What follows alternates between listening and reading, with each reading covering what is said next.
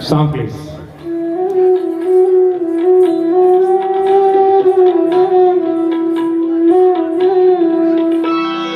ब्रह्ममुरारी सुरार्चितलिङ्गं निर्मलभासित शोभितलिङ्गम्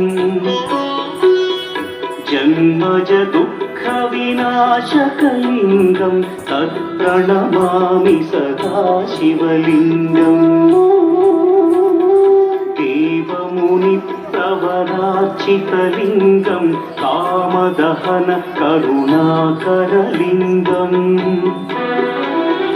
रावणदर्पविनाशकलिङ्गं तत्प्रणमामि सदा शिवलिङ्गम्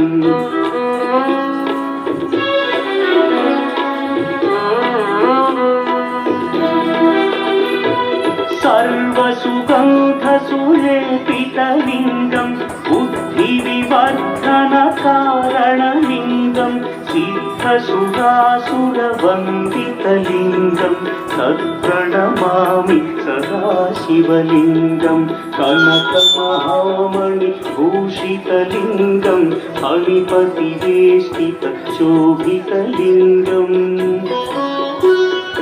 दक्षसुयज्ञविनाशनलिङ्गं तत्प्रणमामि सदा शिवलिङ्गम् कुङ्कुमचन्दनलेपितलिङ्गं पङ्कजहार सुशोभितलिङ्गम् सञ्चितपापविनाशनलिङ्गं तत्प्रणमामि सदा शिवलिङ्गम्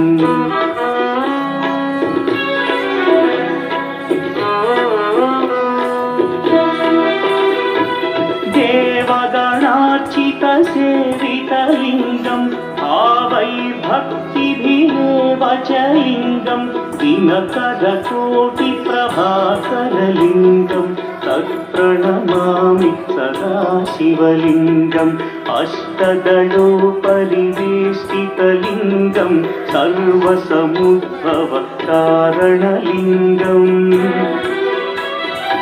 अष्टदरिद्र्यविनाशनलिङ्गं तत्प्रणमामि सदा शिवलिङ्गम् सुरगुरुसुरवरपूजितलिङ्गं सुरवनपुष्पसदार्चितलिङ्गम्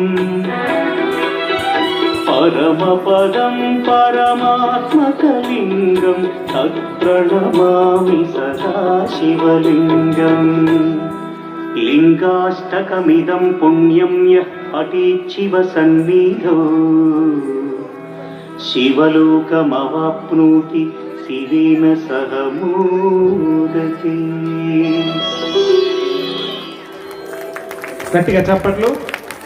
లింగాష్టకం శివుని లింగాష్టకం మనం అంతా రెగ్యులర్గా వింటుంటాం, కానీ దాని భావాన్ని ఈరోజు తన నృత్య రూపకంగా మనందరికీ కళ్ళకు కట్టినట్టుగా చూపించినటువంటి చిన్నారి ఆర్ అక్షయ్కి హృదయపూర్వక అభినందనలు.